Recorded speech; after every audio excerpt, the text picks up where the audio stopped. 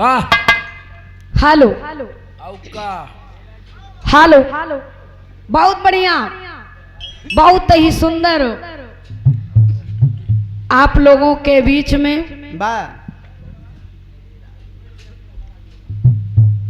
गायक महोदय जी ने बहुत ही सुंदर प्रस्तुति दिया। कलाकार वही होता है जो श्रोता को अपनी तरफ खींच ले, एकदम आईने की तरह, जैसे आईने में चेहरा देखते हैं एकदम साफ साफ उतार आता है, ऐसे न उतार लिए हो आप लोगन, एकदम एकदम सफा जियो कलाकार। एक पहचान है आपकी प्रयागराज में। अब वही बताएं कि हमका 24 साल होगी बिरहा गावत, लेकिन भैया सच्चाई बात ये कि 24 साल अब हमका पैदा ही नहीं हुआ, तब से बिरहा गावत हैं।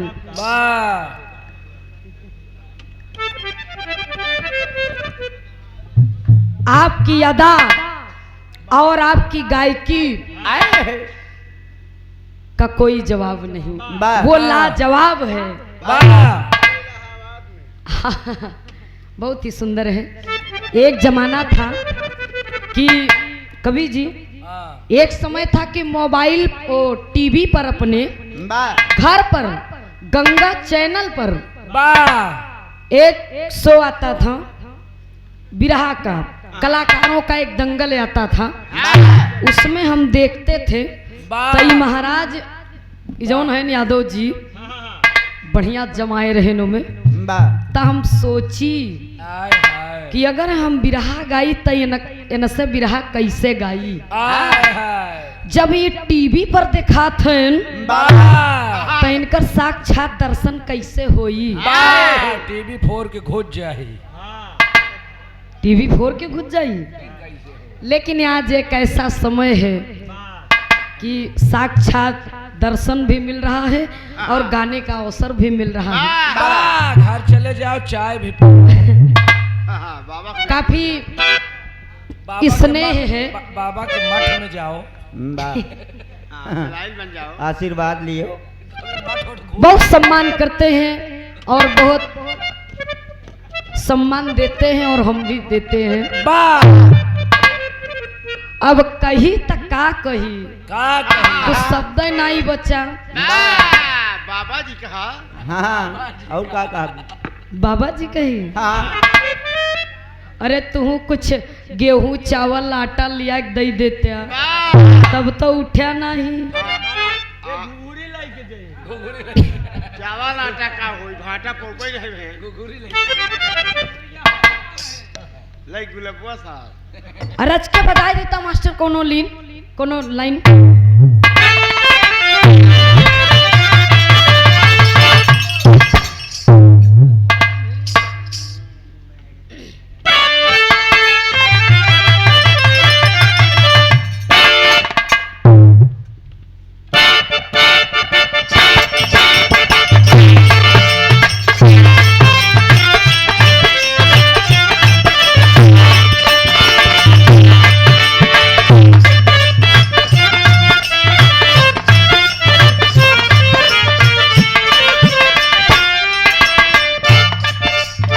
बहुत बढ़िया संकेत करसन मास्टर जी। तुम्हें दिल लगी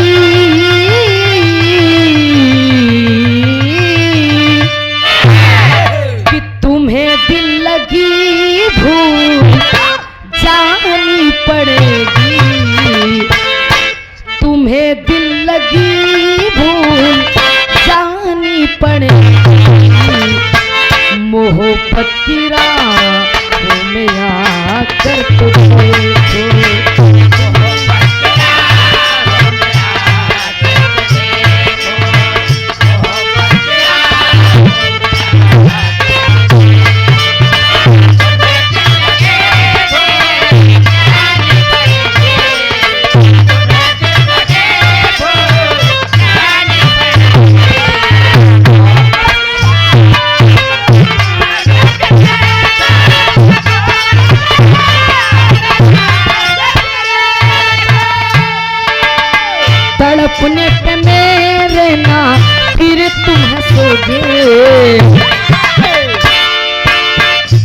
अपने पे मेरे ना फिर तुम हंसोगे, किसी और से दिल लगाया तो देखो।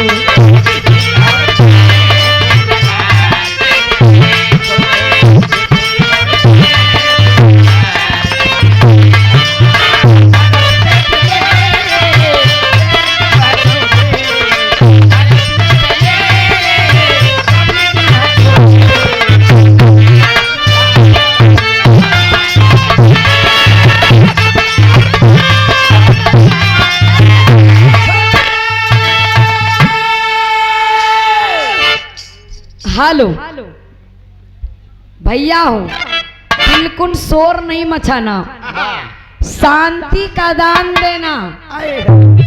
जैसे इनके पास सब मसाला रहा न, आप लोगन का सब चखाई दिहन, आप सब चख लिए हैं, लेकिन आप हमारे कोई शांति का दान दें। पैसा ना दिया लेकिन शांति का दान दें। आप लोग शांति बना कर रखिए। बहुत बढ़िया भी रहा है, आप लोगों ने सुना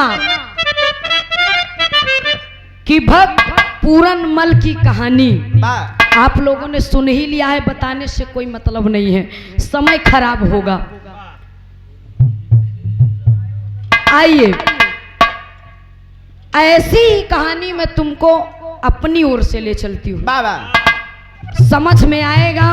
तो लास्ट में जैसे हाथ उठाई दिए ऐसे हमारे को ही हाथ उठाई दिया। ये हमार चाचा दादा बैठा हैं, चश्मा लगाइए, भाई लोग बैठा हैं कुर्सी पर, सब वहाँ तक हमारे विरहा के प्रेमी बैठे हुए हैं। मैं चाहती हूँ कि कहीं ऐसा ना हो कि सुबह हो तो ये कहें कि यार त्रिभुवन नाथ बढ़िया गायन, लेकिन वो लड़किया बेकार रही ना ही अच्छा गाए। तो आप लोग तनी शांति बनावे। वादा करती हूँ कि जिस तरह इन्होंने विरहा में अदा के साथ और गीतों के साथ बाबूजी आनंद दिया है, उसी तरह मेरी भी कोशिश रहेगी। इनके जैसे तो नहीं उतार सकती हूँ, लेकिन कोशिश जरूर कर सकती हूँ मैं। उनका तो देख लिया, लेकिन मेरा भी देख लेना और सुन लेना। ऐसी ही दर्दनाक कहानी आपको ले चलती हूँ, जैसे इन्होंने सुनाया। मठ तक ले चलूंगी, वही गुरु गोरखनाथ तक ले चलूंगी विरहा, ताकि विरहा इधर उधर न होए। आप लोग भरमा न, ठीक बा? वादा करत है दादा, वादा करती हूँ। कौशाम्बी से आई हूँ, पूर्वांचल की गायिका नहीं हूँ मैं। 15,000 तो नहीं लेती हूँ, बहुत कम पैसा लेती हूँ, लेकिन 20,000 वाली गायिका से ज्यादा सुंदर आप लोगों को नसीहत दे करके जाऊंगी। आइए आप लोग शांति बनाकर रखिए, बस मुझे शांति आप लोगों से चाहिए। एक लाइन कुछ फिल्मी गीत बजा देता मास्टर, फिर विरहा सुनाई दे।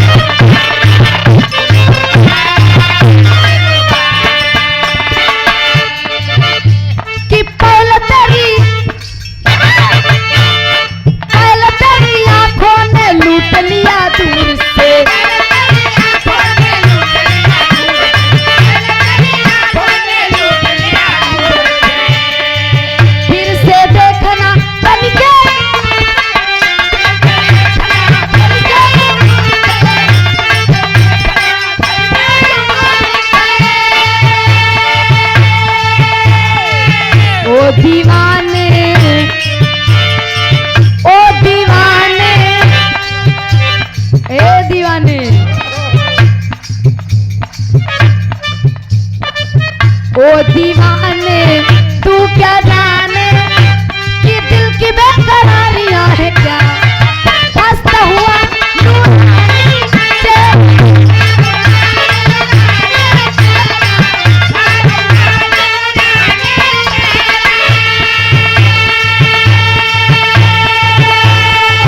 देर जवानी तौबा रे तौबा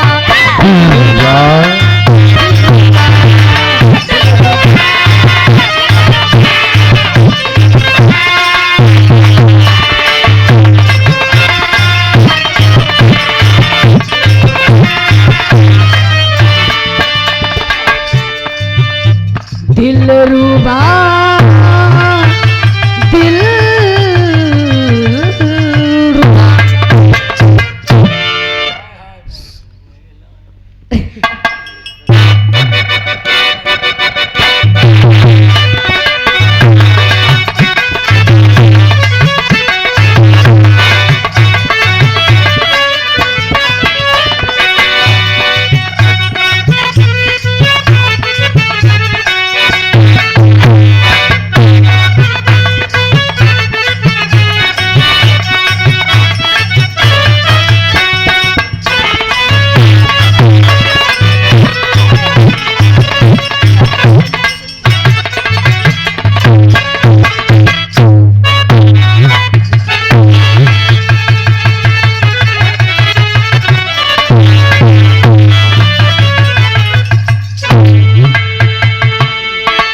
हेलो एक लाइन गुरु गोरखनाथ जी सुनाए रहे न बहिन वाह गुरु गोरखनाथ जी हाँ, पूरन मल रहन अच्छा। जात रहन गुरु गोरखनाथ जी के लगे हाँ?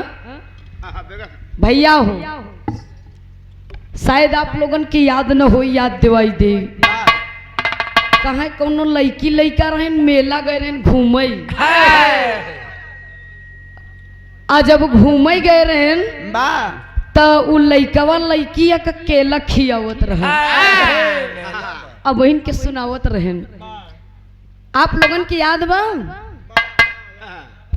याद बा अगर याद होए हाथ उठावा किने किने याद हो अच्छा याद बा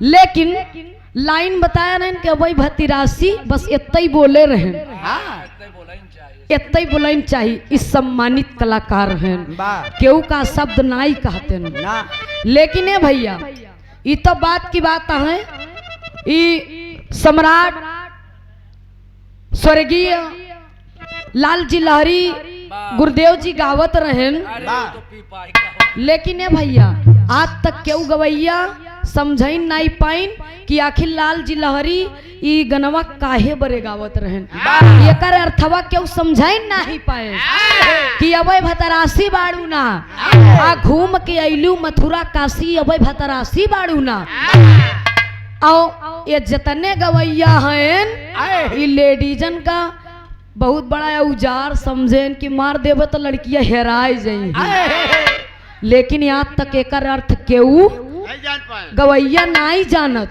वाह खाली औजार बनाए हैं कि हम बस अपन हम बोल देवे कि भाई भतरासी बाड़ू ने लेकिन एकर अर्थवा केहू समझता ही नहीं है बताई दे भैया हो ई आत्मा जौन है ना वाह लाल जी लहरी बतावत रहन आए है कहाँ जौन आत्मा है चारों धाम भटकत ही बाबा लेकिन फिर मतलब उद्धार नहीं पावत तो वह असली पिया को हेर रही है बाबूजी तो वह कहा जाता है कि अब भतरासी बाड़ू ना घूम के अइलू मथुरा काशी अब भतरासी बाड़ू ना बुद्धिमान सिम बाटे लेकिन गवैया सोचत हैं कि अगर कौनो लेडीज के ऊपर गाय देवे तो हमार जीत हो जाई वाह कौनो बात नहीं लेकिन ई पर्दे में का हटाई दियन बताई दियन कि कौनो लड़का लड़की के केला खियावत रह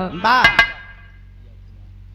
ये लेकिन ये आपकी महानता है मैं आपकी सम्मान करती हूँ आप भी मेरा सम्मान करते हैं ये को लाइन हमार हरकत बा बाबा कहन कि हम रजिस्टर गाय दे थे आए तुमसे कम नहीं है तो बात चल है गुरु गुरुए होते चेला शक्कर हो जाते कहावत होते एको लाइन हम बर्जिस्टा जोड़ लिया लाइनिया उहे बा मास्टर। हाय हाय कि गुरुजी अरे खेला ना खेला आए हाय मतलब कि यार वो न खेला उधर केला इधर खेला कि गुरुजी खेला ना खेला आय हाय कि तोहरे आगे तोहरा चेला खेला ना खेला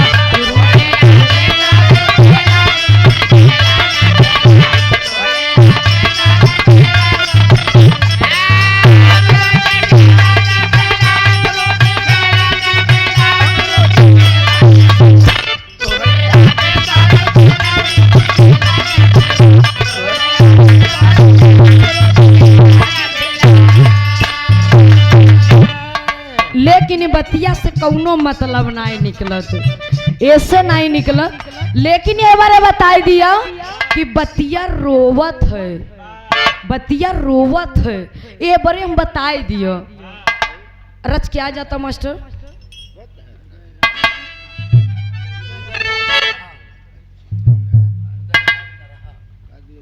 साथ ही साथ बहुत ही सम्मानित उदयराज जी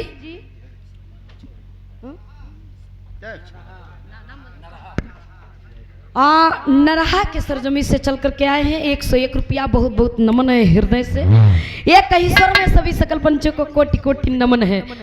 आए जाता मास्टर स्वर पे आवा सीधा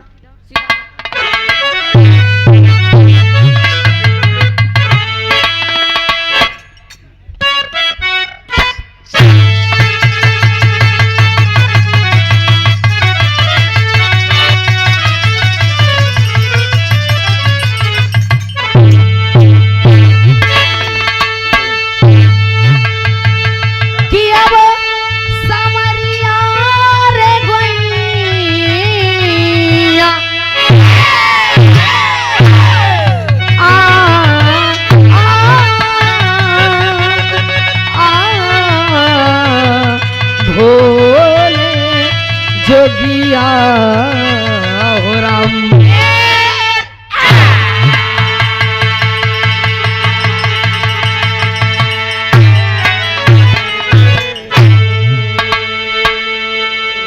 आदरणीय भी गायक महोदय जी ने बहुत ही सुंदर प्रस्तुति दिया विरहा के माध्यम से। आइए ऐसे ही कहानी को लेकर के मैं भी चलती हूँ और आप लोग उधर से तो सब कुछ देख लिया आधा देख लिया धुन देख लिया सुन लिया और आप मेरा भी देखिए कुछ कोशिश करती हूँ। हाँ क्योंकि मैं त्रिभुवन नाथ तो नहीं बन सकती हूँ मैं सुषमा प्रयाग ही रहूंगी लेकिन कोशिश कर सकती हूँ।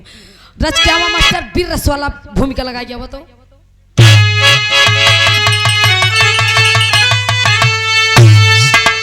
भावनाएं वशीभूत कर देती है भावना ही करे सबको भाव से किनारे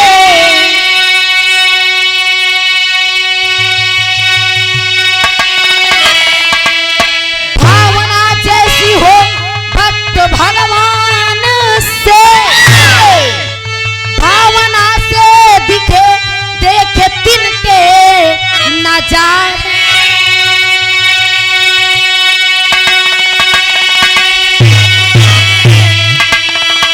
भावना ज्ञान तच्छु का भोले सुघर तज के दुर्भाव अब यही कहे भाव से किना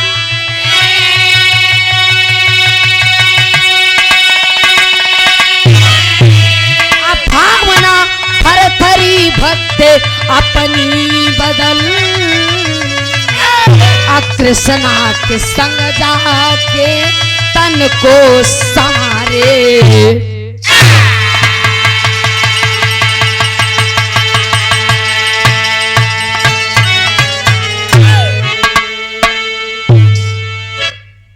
बाबूजी जैसी भावनाएं आप जिसके प्रति रखेंगे वैसी भावनाएं आपको भी मिलेगी। एक लाइन आशिकाना गजल है, काहे इतना लूज बजावता है, एकदम फुर्ती में आके बजावा। इधर वाला माइक डाउन चला, उधर वाला बढ़ा, इधर वाला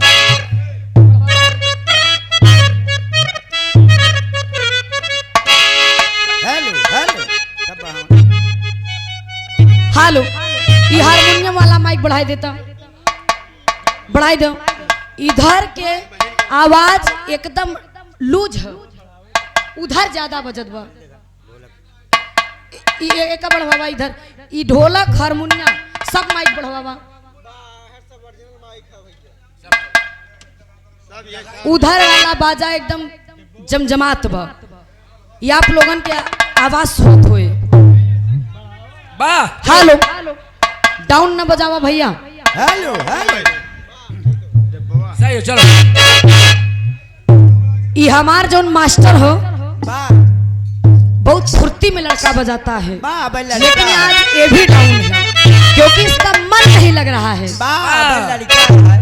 हेलो हेलो बढ़ावा बजावा।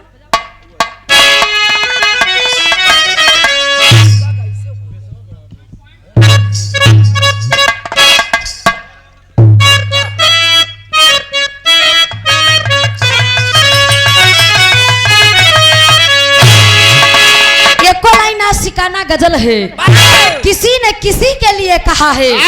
क्या कहा है भैया? कि जब से तोहरी, कि जब से तोहरी अरे जवनिया चढ़ी है, आ तू हजारों के पीछे पड़ी है।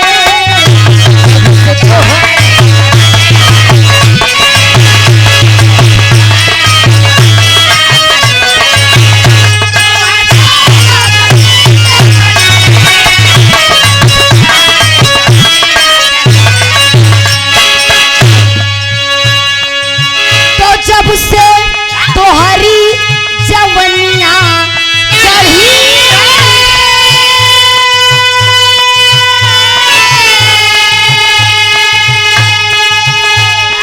आ तू हजारों के पीछे पड़ी है। कि दिल लगा कर करे दिल के टुकड़े,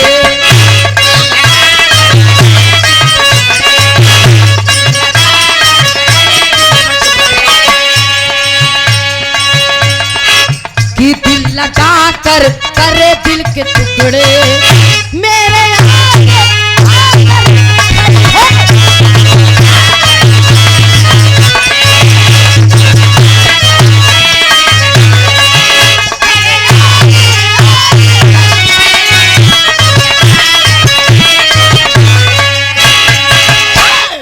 भाव में आप लोग गौर करेंगे। कहना है भैया क्या?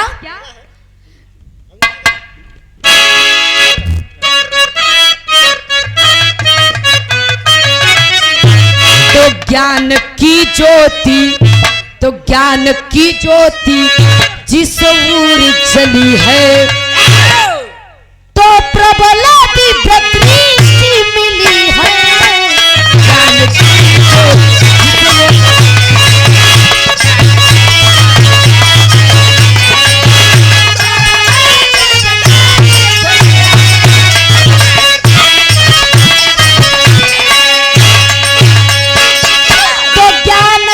ज्योति जिस ओर जली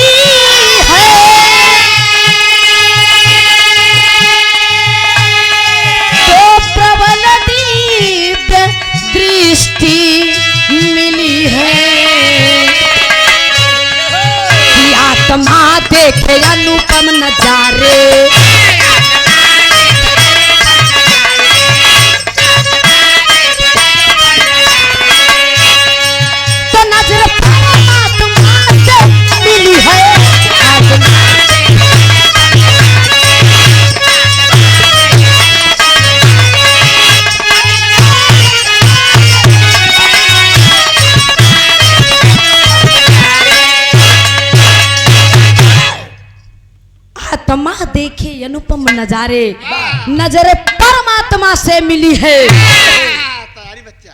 बाबूजी कहानी की शुरुआत यहीं से है। कहानी किसकी है, कहाँ की है और है कैसे।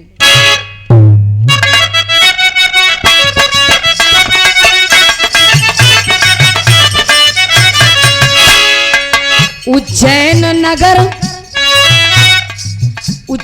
नगर मध्य भरथरी भूपाल रहे। उज्जैन नगर मध्य भरथरी भूपाल रहे। धन वैभव विभूति से वो माला माल रहे।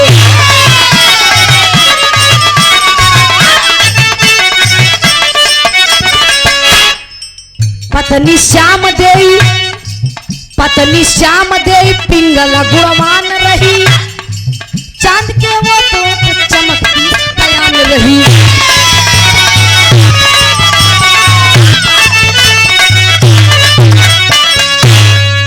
घटी घटना दो राजन के रोम कांप गए। घटी घटना दो राजन के रोम कांप गए। सत्य को आज वो माप गए।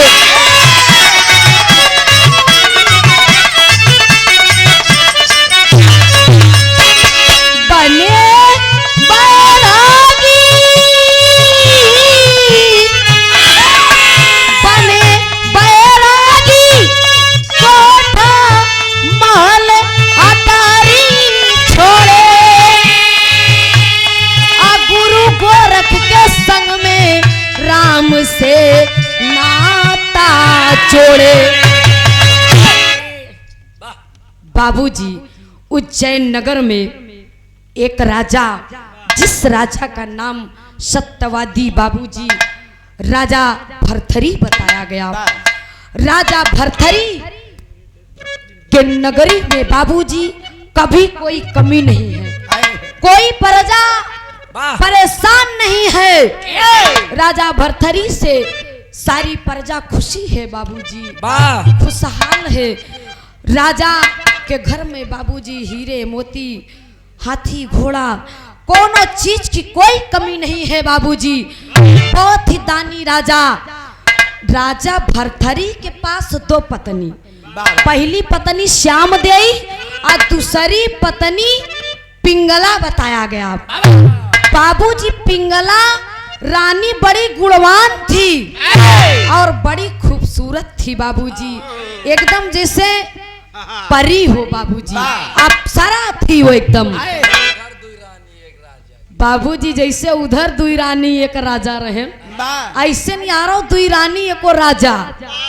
राजा भरथरी बाबूजी रानी पिंगला को बहुत चाहते हैं। बड़ी गुणवान थी, बड़ी सुंदर थी। श्याम देई से ज्यादा पिंगला को चाहते थे राजा भरथरी जी। आकाश भैया दुईगो मेहरारू चक्कर में न पड़े, नहीं वह हाल होई। लेकिन हुआ क्या भैया, समय बीतता गया। जब समय बीतता गया तो आखिर कहानी मोड़ ले रही है। दो रानी एक राजा खुशहाल है, प्रजा खुशहाल है। समय आने पर कहानी मोड़ ले रही है। लेकिन कैसे मोड़ ले रही है भैया, एक लाइन तर्ज है।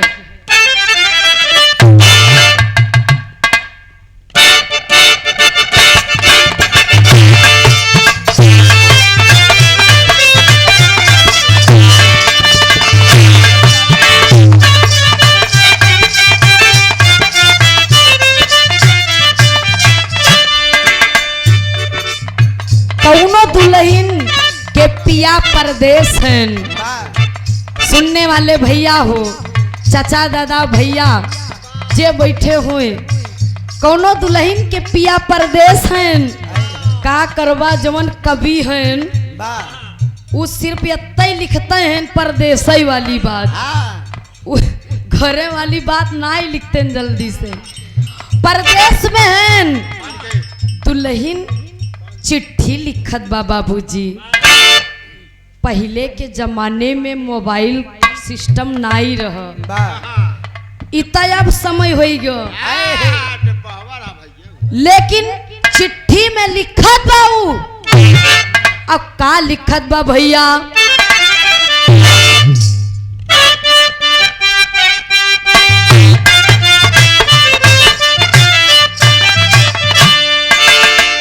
बाबूजी लिखत बा दरवाजा के पास एकदम दुखित मन करके। और कहत बा लिख लिखा भेजी अंतर देसी लिफाफा सैया आई बाकी।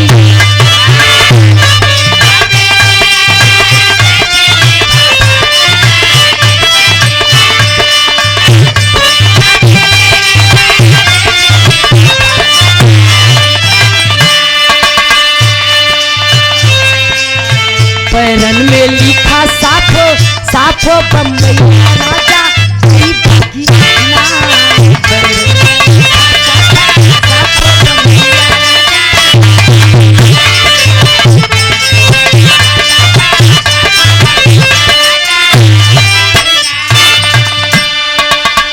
बिरहा सुनने वाले भैया हो, एक दिन की बात है, राजा भरथरी जी शिकार करने के लिए जाते हैं।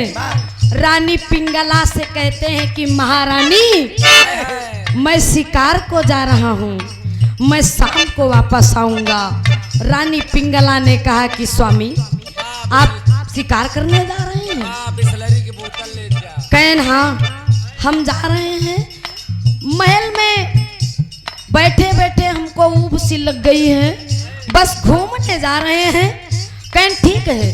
राजा भरथरी जी घोड़े पर सवार हुए और चल दिए, जंगल की ओर गए। जब गए तो उनको प्यास लग गई। प्यास लग गई तो उन्होंने सोचा कि कहीं से जाएं जल ग्रहण करें। वाह बेटा। जब गए घूमते घूमते देखते हैं एक कुटिया बड़ी दूर नजर आ रही है। गए कुटिया के पास, घोड़े को वही छोड़ दिया और पैदल पैदल कुटिया के अंदर कोई है? बाबूजी एक महात्मा जी बैठे हैं कुटिया के अंदर। महात्मा जी ने कहा कौन? कहन महाराज मैं प्यासा हूं, मुझे पानी मिल जाएगा? कहन अवश्य बेटा आपको पानी मिल जाएगा, लेकिन बेटा आप हो कौन? कौन हो आप? मैंने आपको कभी नहीं देखा। कहन महाराज मैं उज्जैन नगर से आया हूँ और मेरा नाम राजा भरथरी है। महात्मा ने कहा कि ठीक है बेटा ठहरिए, मैं तुम्हारे लिए पानी लेकर आता हूँ। गए कुटिया के अंदर पानी लाए, पानी दिए, पानी पिए, प्यास बुझ गई। महात्मा ने फिर रोका, कहा बेटा रुको, मैंने तुम्हारा नाम सुना था, तुम बड़े धर्मी और दानी राजा हो, बहुत नेक राजा हो तुम। देखा तो नहीं था लेकिन आज देख भी लिया कि तुम कितने अच्छे हो। कहा बेटा तुम रुको, मैं तुम्हारे लिए कुछ और लेकर के आता हूँ। कुटिया के अंदर बाबा गए और वहां से क्या लाए भैया? गीत के अंदर कहना है,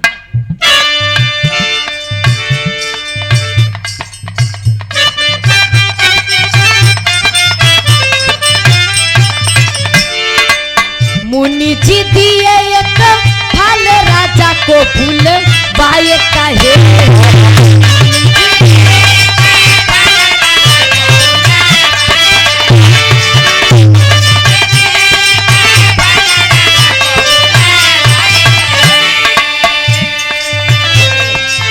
खाए जो कभी न भूलाए मुनि समा छाए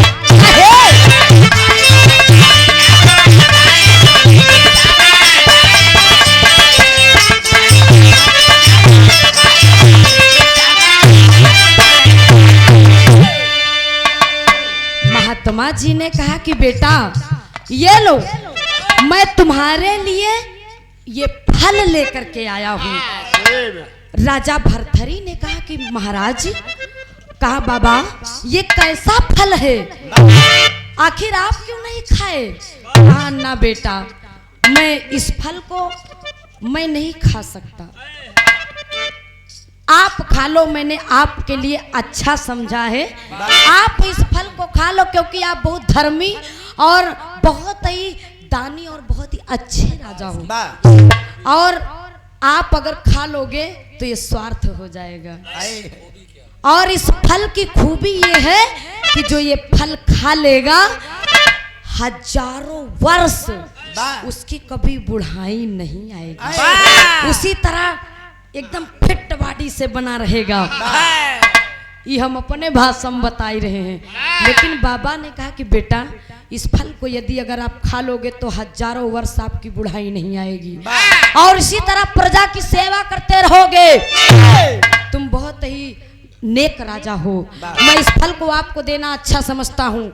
कहा ठीक है। राजा भरथरी तो फल को ले लिए बाबा से और घोड़े पर सवार हो गए, और राजा चल दिए घोड़े को लेकर के। जब चल दिए तो रास्ते में सोच रहे हैं, वो फल को हाथ में ले करके सोच रहे हैं, और क्या सोच रहे हैं भैया अंतरे में कहना है।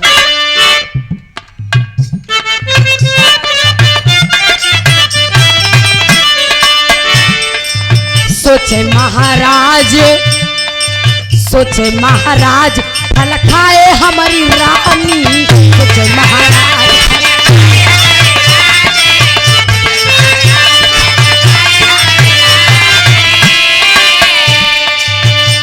और सादा बरकरार रहे न कर जवानी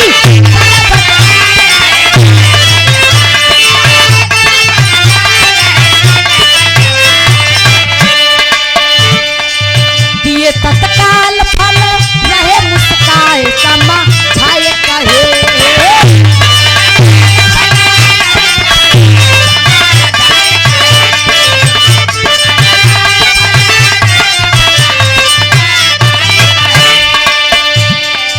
खाए जो कभी ना भूखाए मुंह सम छाए कहे।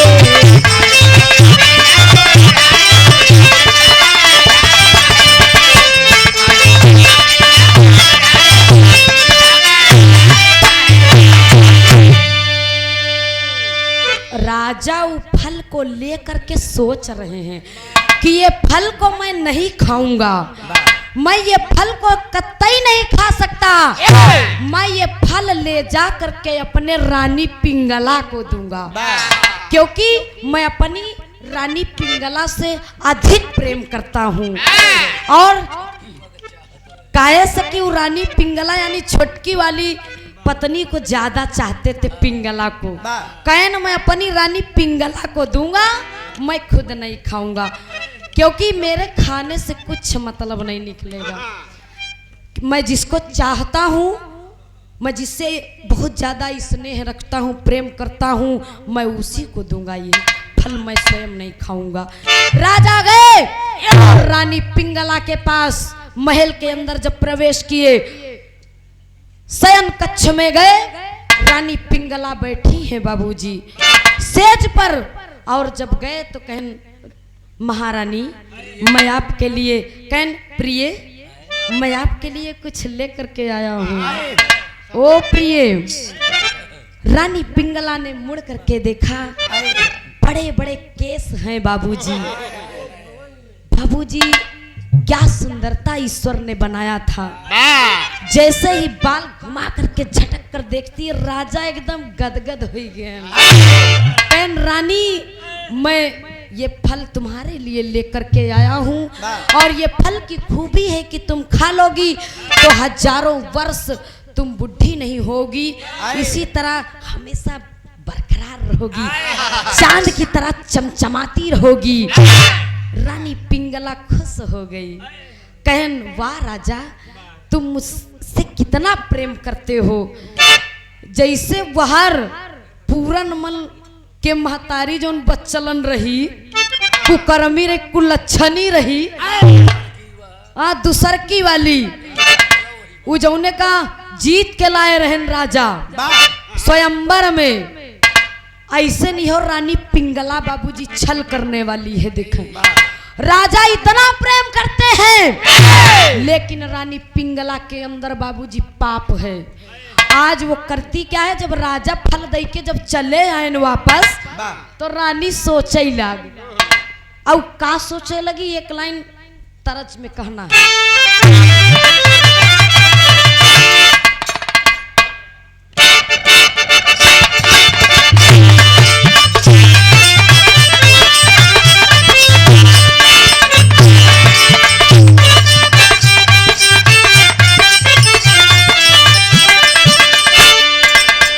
हाय हाय, आजकल के गवैयन में बहुत बड़ी कमी होती है। जानता का है मुझे, इनकम कमी ना आई है। इनका छोड़ के बताओ थी, अगर अपन पारी खत्म भय नहीं तब मन ले मोबाइल जानी का उमा गोचत रहत है रातों दिना ले मोबाइल। मोबाइल ऐसा वायरस हो गया। अच्छा हमका देखा था धन है प्रभु, जब हम साक्षात है तो मोबाइल ही देखे का जरूरत है। भैया हमका देखा जैसे हम आपका देखत रहे।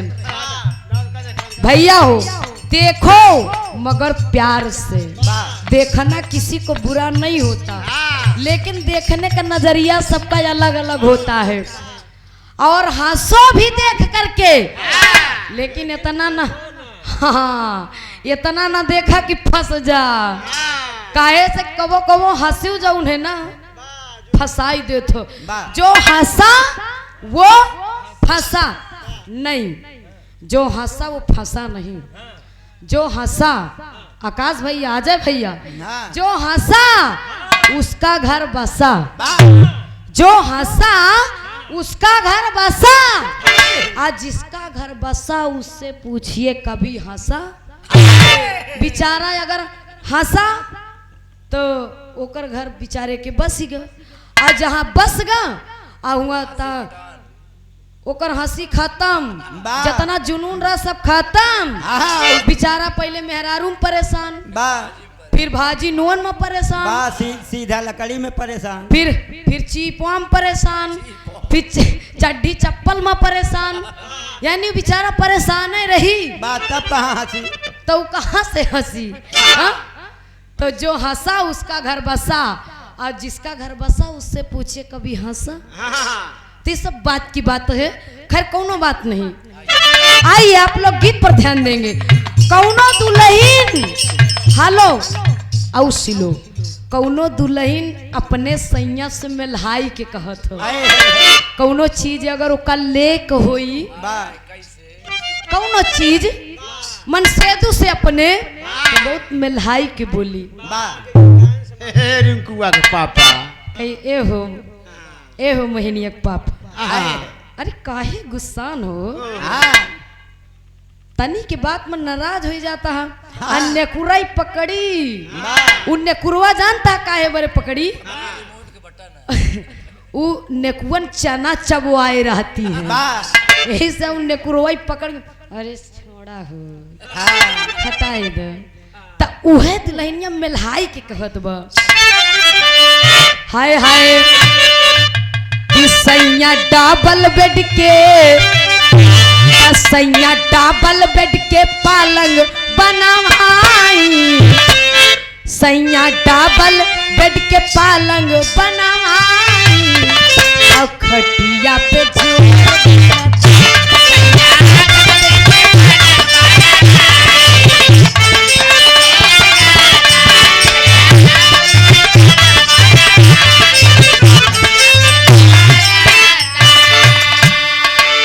होता दुतारा दिल अपन सका।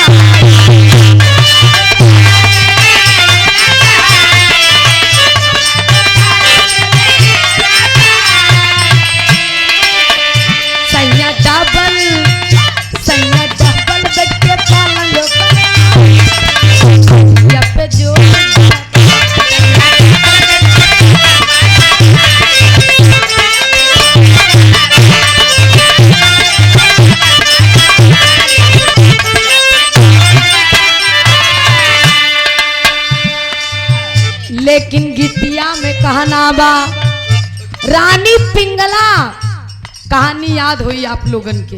रानी पिंगला बाबूजी शयन कक्ष में बैठी है और फल अपने हाथ में लई के सोच रही है। का सोच रही है भैया?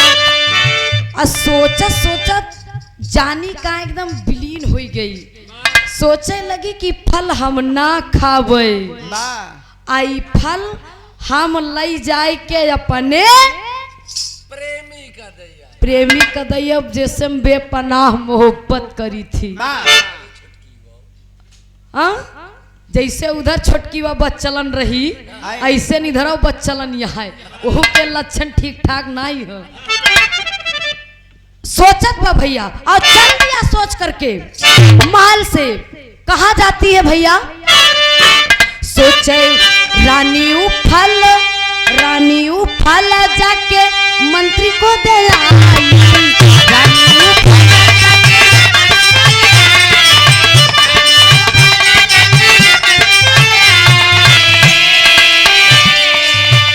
जैसे चोरी चोरी नहीं जवान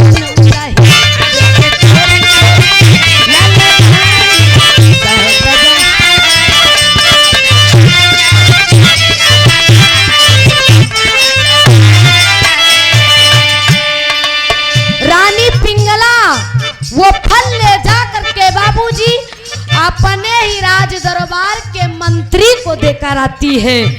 महल से बाहर इशारा किया, कहा मुझे वहीं मिलो। जा करके बाबूजी मंत्री को दे आती है जिससे वो बेपनाह मोहब्बत करती है। कहन हमारे खाए का होई, अब अगर हमारी प्रेमी खाई ले तो हमेशा एकदम फिट रही। उम्र ना जनाई कई साल के हो गए, सदा एकदम बॉडी फिट रही और हमसे जीवन भर मोहब्बत करेगा। वो दिमाग लगा ले गई और गई मंत्री का फल दे आई। और लेकिन बाबूजी दे करके फिर महल में आ गई और मंत्री का सोचने लगा कि मंत्री का प्रेम रहा पैसे से भारी। मंत्री का प्रेम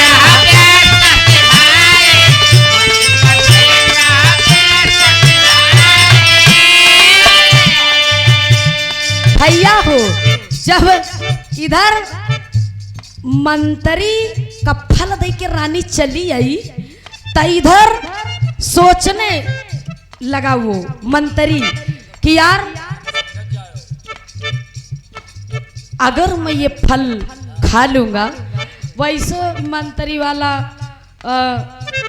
पदवी मिली है हमका और हम जिसे मोहब्बत करी थी वो पिंगलों से ज्यादा खूबसूरत थी और होकर प्रेम टाका फिट रहा कोठा पर। एक ठे बैस्या से बाबूजी बड़ी सुंदर लड़की रही वो रानी पिंगलों से ज्यादा खूबसूरत रही ओके नजर में। कहा था दिल लगा गदहिस तो परी कोई चीज नहीं। भले वो रानी रही लेकिन वो रानी से ज्यादा वो बैस्या से प्रेम करत रहा।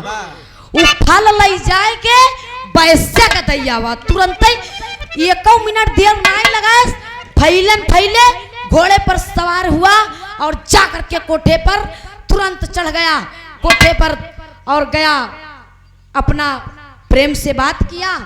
बात करने के बाद सारी दास्तां को बताया और कहा कि सुनो प्रिय, तुम ये फल खा लो। अगर तुम ये फल खा लोगी तो तुम इसी तरह हमेशा चमचमाती रहोगी और मैं ये फल खाना अच्छा नहीं समझता। बैस्या ने कहा ठीक है आप जाइए। बाबूजी बैस्या ने लौटा दिया किसको? मंत्री को। मंत्री फिर यहाँ राजा भरथरी के महल में आ गया और उधर बैस्या सोचने लगी बाबूजी कि मंत्री का प्रेम रहा बैस्या से भारी।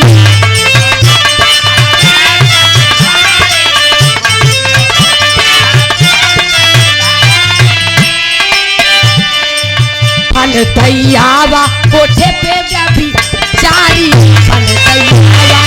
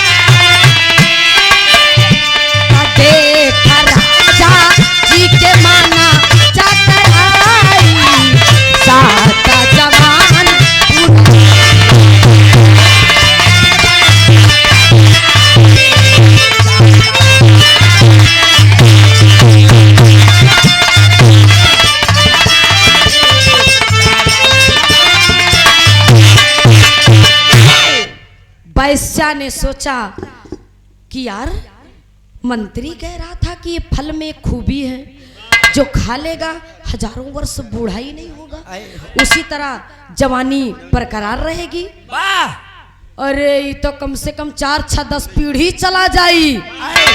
कहन यार वैश्या ने बहुत अच्छा सोचा। वहां पर वैश्या ने सोचा कि मैं ये फल नहीं खाऊंगी, यदि अगर मैं ये फल खा लेती हूं तो मेरा जीवन तो वैसे में भी नर्क है। मैं एक कोठे पर रहने वाली लड़की हूं, रोजाना 10 आते हैं मुझको नोचते हैं वाह और मुझको गंदा नाम देते हैं। वैसे में भी मेरा कोई अच्छा नाम नहीं है, ना मेरा अच्छा जीवन है। मुझे खाने से क्या होगा? मेरे ये पूरे राज्य में मेरे राजा भरथरी बड़े धर्मी राजा, बड़े सत्यवादी राजा, बहुत ही नेक राजा, मैं क्यों ना ये फल अपने राजा भरथरी को देके आऊं।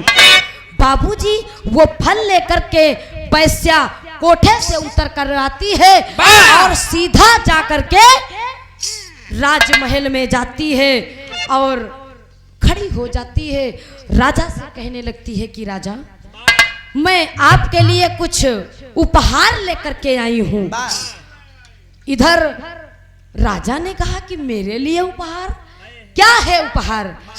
कहा कि मैं ऐसे नहीं दूंगी। कहा फिर कैसे दोगी? कहा पहले आप प्रजा को इकट्ठा करिए, मेरी खुशी है, मैं ऐसा उपहार देने जा रही हूं कि मुझे भी खुशी होगी और विश्वास है कि आप भी खुश हो जाएंगे। राजा की बात, राजा ने तुरंत ढिंढोरा पिटवा दिया, पूरी प्रजा इकट्ठा हो गई। राज दरबार में पूरे लोग आ गए, नगरी के बाबूजी, पूरा महल में लोग आ गए।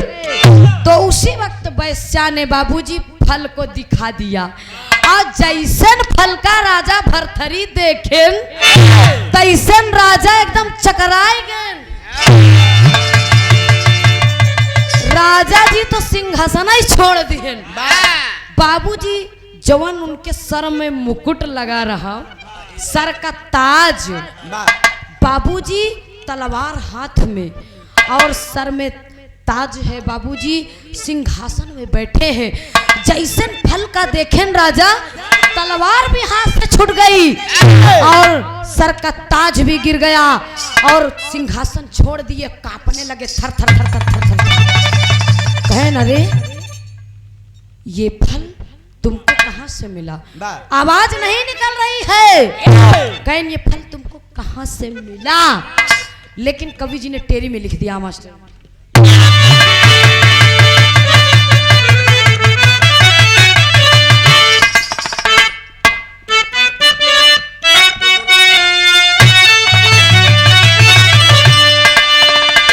कि हरे राम अब करे जे जाके तीर लग गई। राजा के जैसे तलवार न केहू डाली दे शरीरी में सीने पर, वैसे बाबूजी दर्द होने लगा, धड़कने बाबूजी तेज तेज से चलने लगी।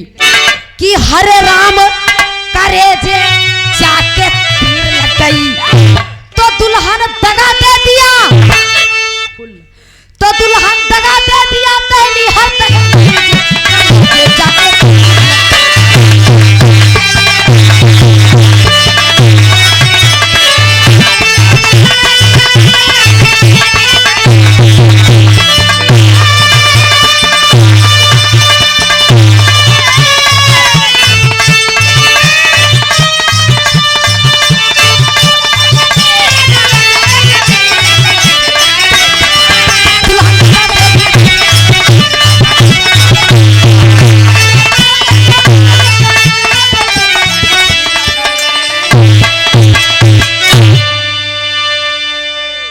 राजा जी सिंहासन छोड़ दिए और कहने लगे, कहन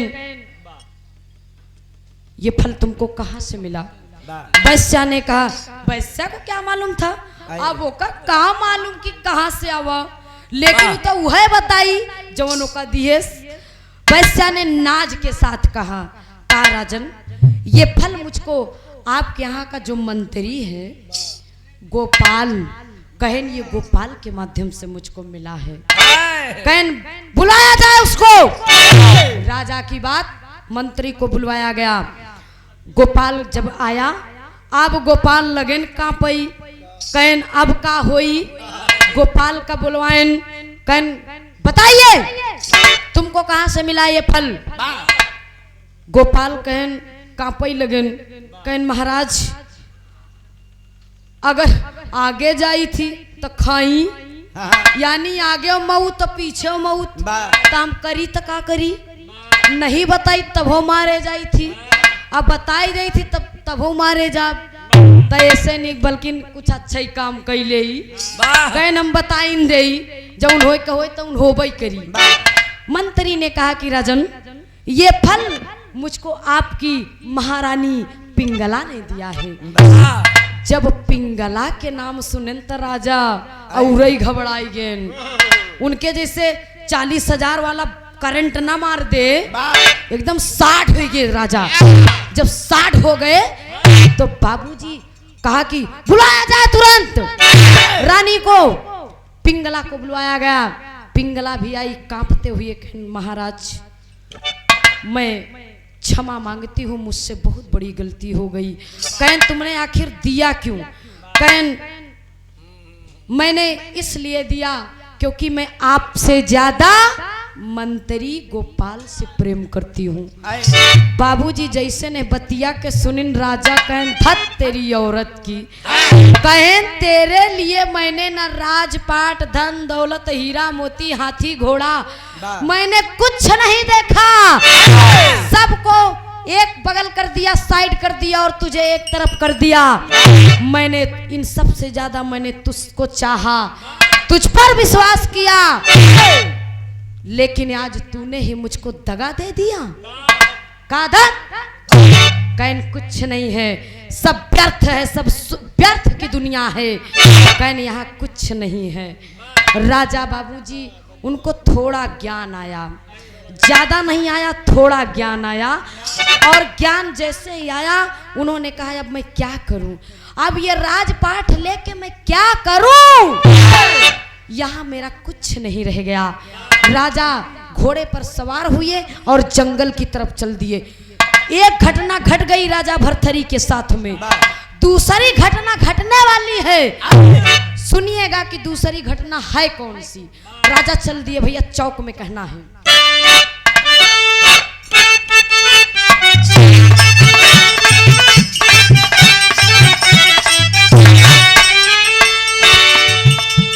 घटना दूसर घटी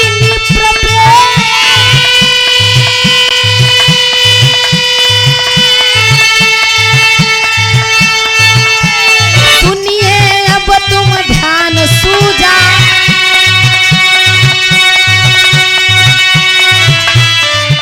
अरे खेलन को कार चल दिए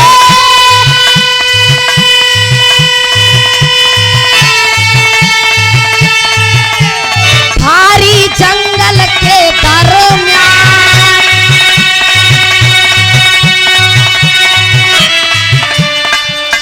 तब देखा झुंड हिरनियों का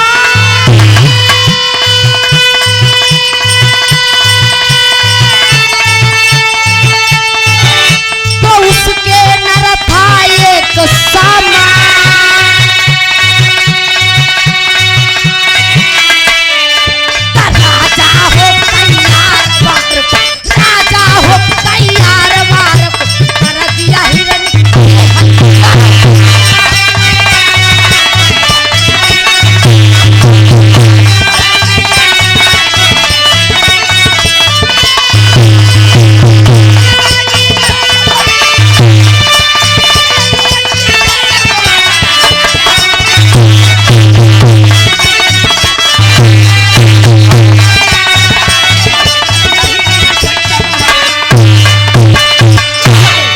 राजा बाबूजी घोड़े पर सवार होकर के और अपना राज जो भी राजपाट था उनका छोड़ करके चल दिए। बाबूजी जब चल दिए घोड़े पर सवार होकर के जंगल की तरफ चल रहे हैं। फिर जंगल की तरफ गए। जब जंगल के मध्य में पहुंचे यानी बीच में, तो उन्होंने एक दृश्य देखा। क्या देखा कि 1000 हिरनियां हैं और एक बाबूजी 1200 हिरनियों के बीच में एक हिरन है। अब बहुत ही सुंदर हिरन है। अब बाबूजी वही हिरन के ऊपर राजा भरथरी जी निशाना टेक दिए, वार करने को है। इतने में बाबूजी 1200 हिरनियां आई करके राजा भरथरी के पैरों में बाबूजी अपने भाव में आए के बड़े बड़े आंस रोवे लागी। काहे से कि वो हिरन जौन रहा 1200 हिरनियन के बीच में एको हिरन रहा, वो पति के रूप में था बाबूजी। 1200 हिरनिया के बीच में एक हिरन। अब 1200 हेलो हेलो माइक मास्टर समझ लगी भैया टैलेंट आइडल में वाह आए हो हेलो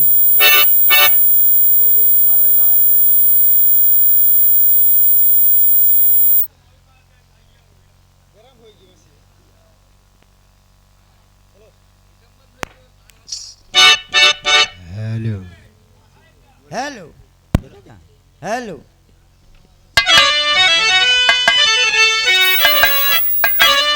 हेलो हेलो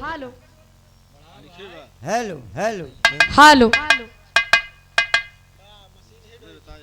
एकर स्पीच तेज करा भैया हो, वाह एकदम डाउन हो गया। हेलो हेलो हेलो हेलो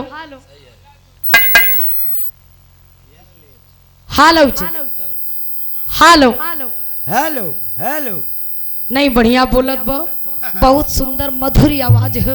वाह हेलो कौ सेटिंग से गड़बड़ हो गया हुई, बाकी बहुत बढ़िया है, बहुत सुंदर साउंड सिस्टम है आपका। हेलो जय बनाई दे क्या हेलो चलता मास्टर। हेलो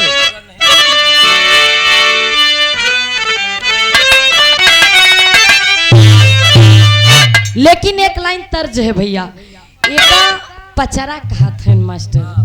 पचरा के लाइन में कहना है भैया, आवाजिया बढ़ा देता मास्टर हो। हाँ एकदम खत्म हो गया। अच्छा बना ले।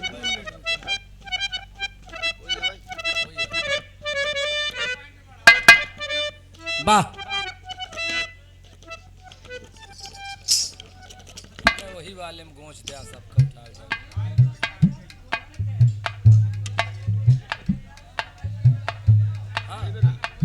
हेलो हेलो वाह हेलो हेलो सही है, बहुत बढ़िया। हां भैया फलाना खाए आज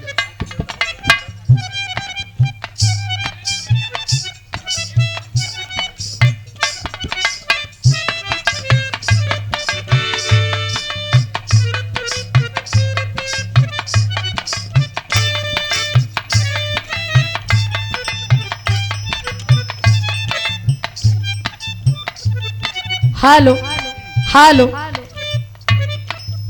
फुल बजावा, कितनी आवाज बा। हेलो एको लाइन तर्ज बा मास्टर। ई हमारे गुरुदेव जी के गुरुजी गावत रहे, वाह। यानी हमारे गुरुजी के गुरुजी गावत रहे। वाह महरूम हैदर अली जुगनू जी गावे। वाह आप बहुत बढ़िया गावे, बजाए केवता मास्टर।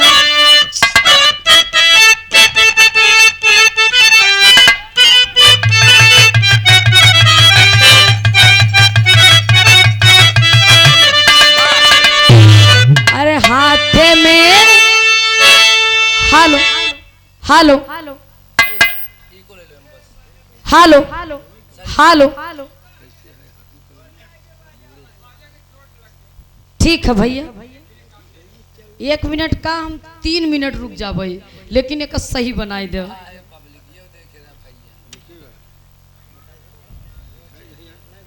हालो ई जितना ठोस वाले फल हैं ई बैठे रही हैं आई जवन चुआई वाला फल है वो सब चुई गए चले गए। हालो सही है भैया हो आप सब महान हैं दोनों कलाकार हम आपके आभारी हैं। वो ये बोले कि आप इतना कीमती समय निकाल करके हम दोनों कलाकारों को समय दे रहे हैं और हम आप सबको आनंद दे सकते हैं लेकिन हम इनसे लड़ ना ही सके। हाँ उलाय को हम ना ही बना। हाँ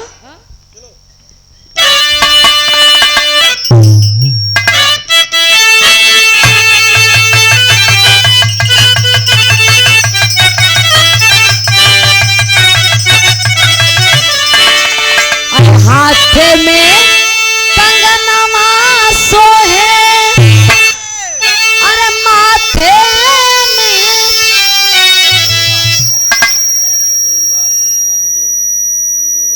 हालो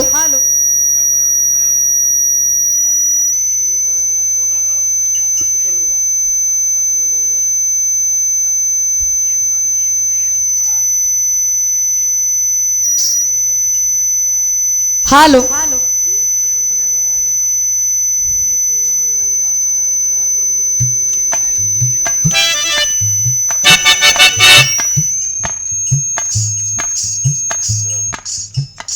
हालो हालो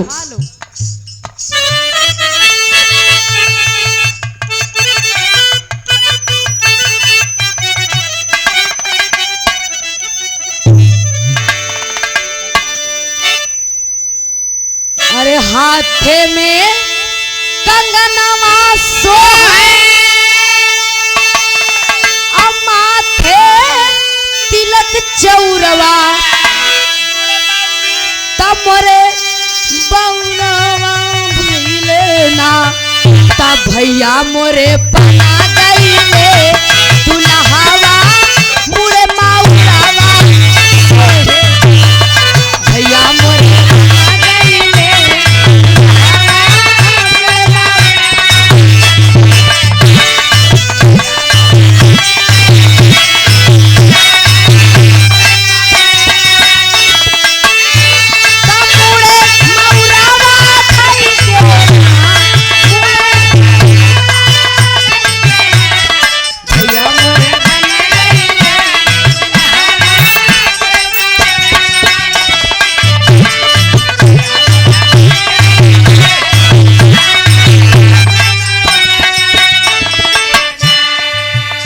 लेकिन कहना है भैया 1200 हिरनिया हिरन के पास जा करके जैसन देखें कि हिरन का राजा भरथरी निशाना लगाए हैं आई हमारे पति देव का अब मार दे हैं जा करके बाबूजी राजा भरथरी के पास जाए के रोवई लागिन वो अपने भाषा में कहे लगिन क्या कहती हैं भैया तभी लखाए विपत्तिया में आंसू भर नयनवा अरे आंसू भर नयनवा मोर बीरनवा मारना मोर बीरनवा मारना कि हमारे ये कैया है हिरनवा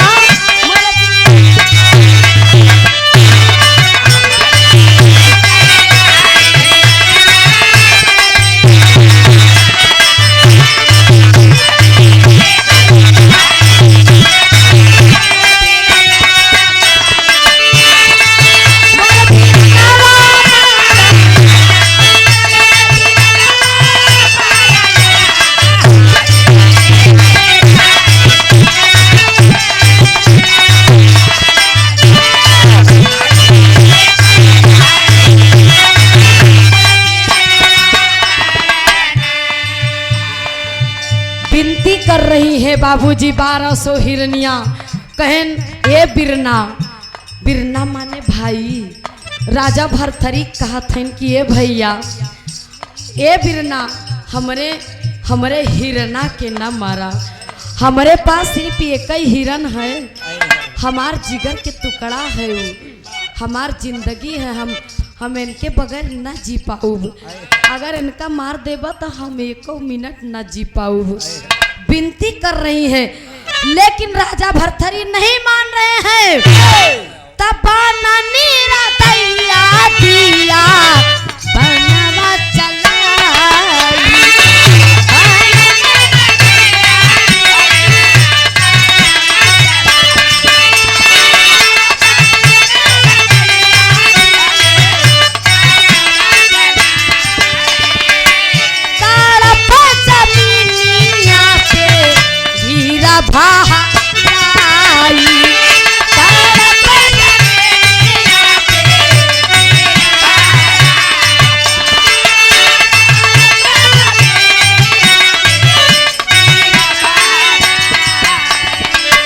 ताजा दिहल जनावा तब छोड़ा दिहल तनावा, हाय राम छोड़ा दिहल तनावा, मोर बीरनवा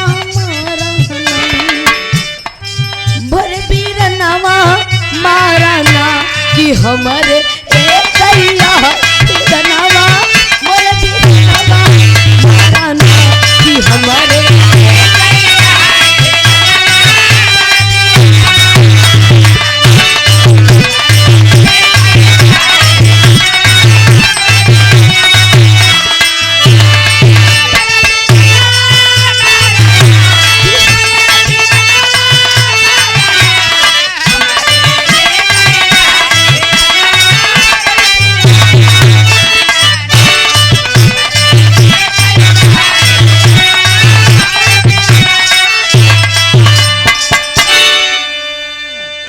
राजा भरथरी कुछ देख रहे हैं। का देख रहे हैं कि जैसन विनती कर रही है 1200 हिरनिया, तैसन राजा अपन तीर छोड़ दिहन। जब मार दियन हिरन के, बाबूजी जा करके पेट में तीर लग गई। जब लग गई तो हिरन बाबूजी तड़पड़ाने लगा, जमीन पर बाबूजी हाथ पैर झटकने लगा, तेज से बाबूजी हिचकुर फेंकने लगा और बाबूजी मर गया। बाबूजी जब मर गया तो 1200 हिरनिया सर पटक पटक कर रो रही हैं बाबूजी, और रोते रोते बगैर तीर ही लगे बाबूजी 1200 हिरनिया मर जाती हैं, अपने आप ही मर जाती हैं। राजा भरथरी देख रहे हैं और सोचने लगे कि अरे राम, देखो तो ये आज पशु पक्षियों में, जानवरों में इतना बड़ा प्रेम है, लेकिन मेरी रानी पिंगला जिसको मैंने सब कुछ समर्पण कर दिया, धन दौलत राजपाट घर द्वार हीरा मोती हाथी घोड़ा सब कुछ उसी का है, जिसके लिए मैंने पूरा जीवन यापन कर दिया, उसने मेरे साथ इतना बड़ा दगा कमाया। आज उनको वहीं से ज्ञान हो गया, इसीलिए कहा गया कि आत्मा देखे या अनुपम नजारे, नजरे परमात्मा से मिली है। उसी वक्त बाबूजी राजा भरथरी जी को ज्ञान हो गया।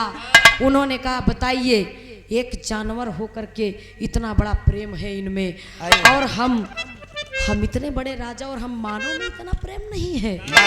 और वहीं से वो फिर सीधा राजमहल नहीं जाते बाबूजी, सीधा कहाँ गए?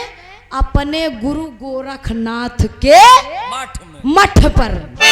जब मठ पर गए और घोड़े को वहीं खड़ा कर दिया और कहा आज से ये घोड़ा भी मेरा नहीं है, कोई मतलब नहीं है। और मठ पर गए, चरण स्पर्श किया गुरु गोरखनाथ जी का और कहा गुरुदेव मैं आपके शरण में रहना चाहता हूँ, जीवन यापन करना चाहता हूँ। गुरु गोरखनाथ ने कहा कि ना बेटा, कदापि नहीं, मैं इस तरह तुम्हें अपने मठ पर नहीं रहने दूंगा। कहा मुझे अपना शिष्य बना लीजिए, स्वीकार कर लीजिए। कहा नहीं, नहीं, मेरा आदेश है, मैं तुमको बनाऊंगा तब अपना शिष्य जब तुम जा करके अपने राजमहल में अपनी पत्नी पिंगला से जा करके माता कहकर भिक्षा लाओगे, तभी मैं आपको अपना शिष्य स्वीकार करूंगा, वरना मैं नहीं करूंगा। गुरु ने अनुमति दिया और गुरु के आग्रह करने के बाद वो आज राजा भर्तृहरि जी चल दिए बाबूजी। जैसे कि अभी आप लोगों ने देखा भी कि हमारे गुरुदेव जी ने बहुत सुंदर अभिनय किया था जोगी का रूप बना करके, लेकिन टाइम बहुत ज़्यादा वेस्ट हो जाएगा, मैं टाइम नहीं लेना पसंद करती हूँ ज़्यादा। और फिर उनका नंबर दे रही हूँ बहुत जल्दी। जोगी का भेष बना करके बाबूजी चल देते हैं, कमंडल लेकर के, रुद्राक्ष का माला लेकर के, एक गले में पहन कर और एक हाथ में टांग कर, और बाबूजी चल दिए सरंगी बजाते हुए, टेरते हुए चल दिए राजमहल में पहुंचे। कोई है, आवाज लगाते हैं, देखते हैं कि महल अंटा पर रानी पिंगला अपने पति भर्तृहरि का राह देख रही है, राह देख रही है कि मेरे पति देव वापस आएंगे, मेरे राजन आएंगे।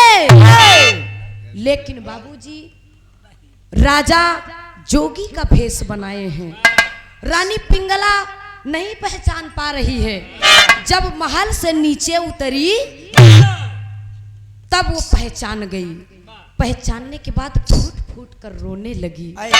कहन स्वामी ये आपने क्या भेष बनाया है? कहा कदापि नहीं, तुम कौन हो? कहन माता भिक्षाम देहि, कहन माता भिक्षाम देहि, मैं जोगी हूँ, मुझे भिक्षा की जरूरत है माता, मुझे भिक्षा दीजिए। रानी पिंगला कहने लगी स्वामी इतना सजा मुझे मत दीजिए, इतना कष्ट ना दीजिए। ठीक है, अगर आप जिद कर रहे हैं तो मैं आपको भिक्षा देने के लिए तैयार हूं, लेकिन आप राजमहल में आइए और आने के बाद आप मेरे साथ एक खेल खेलिए, पंसा खेलिए। यानी पंसा का मतलब जुआ, जिसको कहते हैं जुआ, यानी शकुनी वाला पंच। कहने आइए राजमहल के अंदर आप मेरे साथ खेलिए, पंसा खेलिए, जुआ खेलिए। यदि अगर लग गया पहपट में कहना है भैया।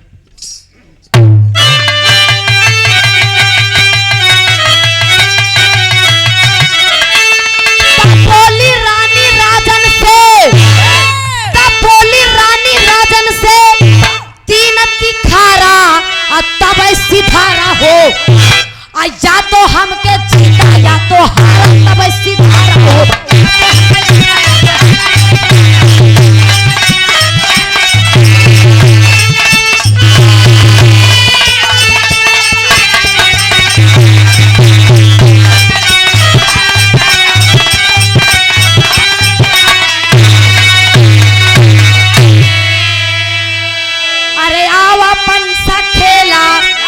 अरे आवा पंसा खेला आज दोनों जने साथ।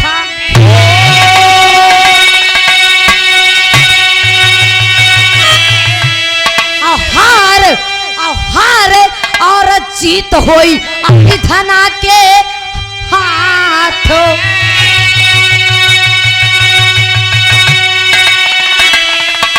पंसा राजा जीत गए।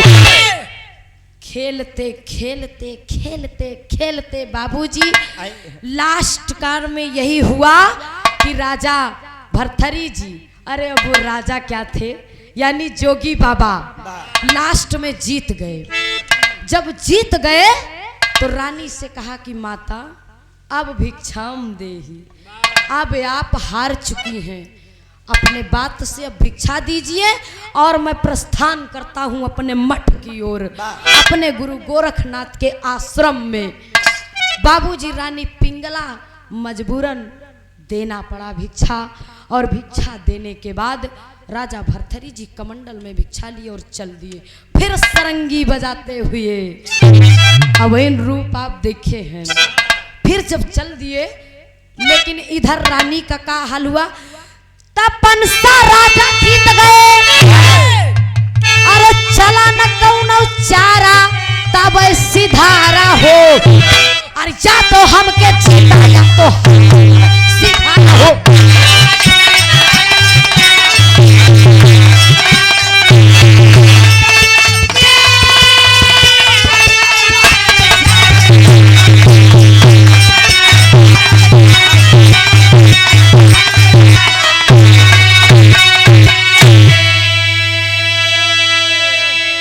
इधर रानी पिंगला फूट फूट कर रोने लगी, तड़पने लगी। उसके लिए पूरी दुनिया वीरान हो गई बाबूजी। लेकिन आल्हा में कहना है क्या?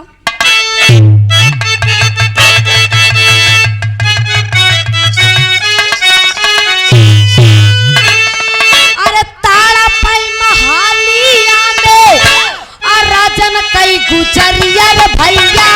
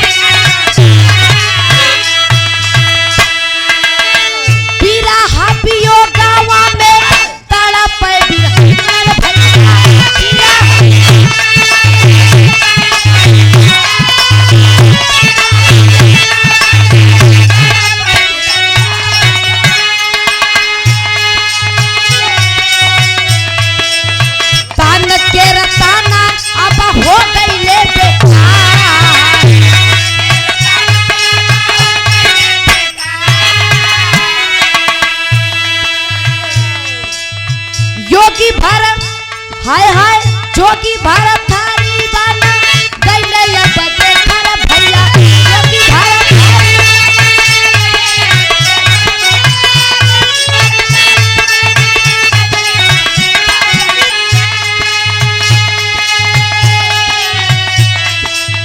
प्रभु के भजनिया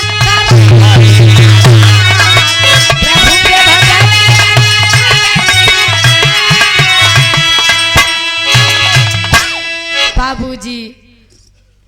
जैसे उधर भक्त पूरन मल ने किया था, सब कुछ त्याग दिया, उसी तरह राजा भरथरी ने भी अपना राजमहल, कोठा अठारी, हीरा मोती, हाथी घोड़े, घर परिवार, सब कुछ उनके लिए व्यर्थ हो गया बाबूजी। उनको ज्ञान हो गया और वो सब कुछ त्याग दिए बाबूजी। त्याग करके अपने गुरु गोरखनाथ जी के आश्रम पर यानी मठ पर गए और वही रात दिन ईश्वर में लीन हो गए। रातों दिन भजन कर रहे हैं बाबूजी। विरह की यहीं से समाप्ति है। लास्ट में कहना है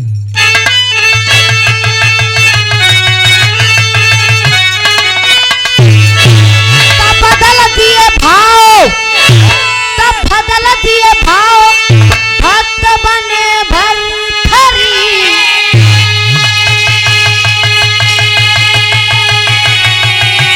और हर की करते भजनिया वो आठों भज।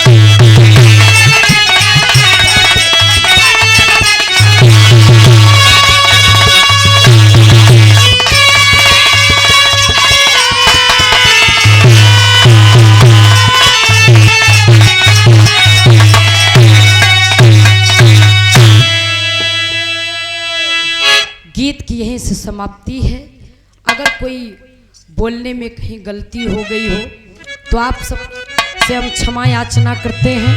आप सबको मेरा बिरहा समझ में आया, पसंद आया? अगर जिनको पसंद आया हो आप हाथ उठा सकते हैं। बहुत बहुत धन्यवाद है। मेरा बिरहा गाना यहाँ स्वार्थ हो गया। गुरु घराने का परिचय है, कहना है भैया। समाधो कवि की काव्य कला पे माँ शारद है बलिहारी।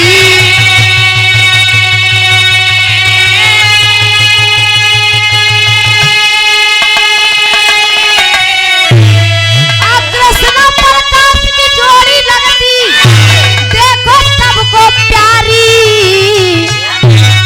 कि हरे राम कलेजे जाके तीर लग गई, कि राम कलेजे जाके तीर लग गई। तो सुषमा के आवाज में गीत मधुर रस घोले, कलेजे जाके तीर लग गई।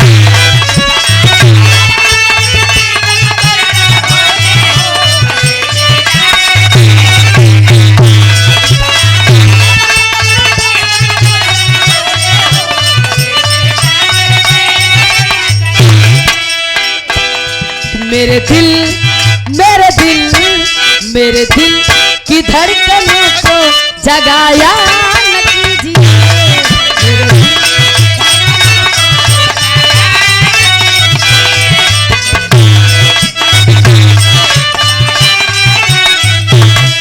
मेरा नाम लिख के दिल पर हाय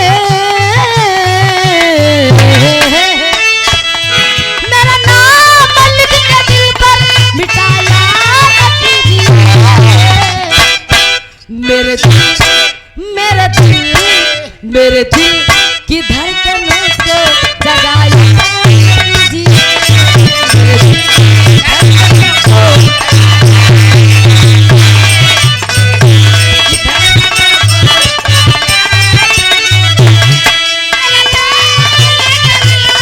मेरा नाम लिख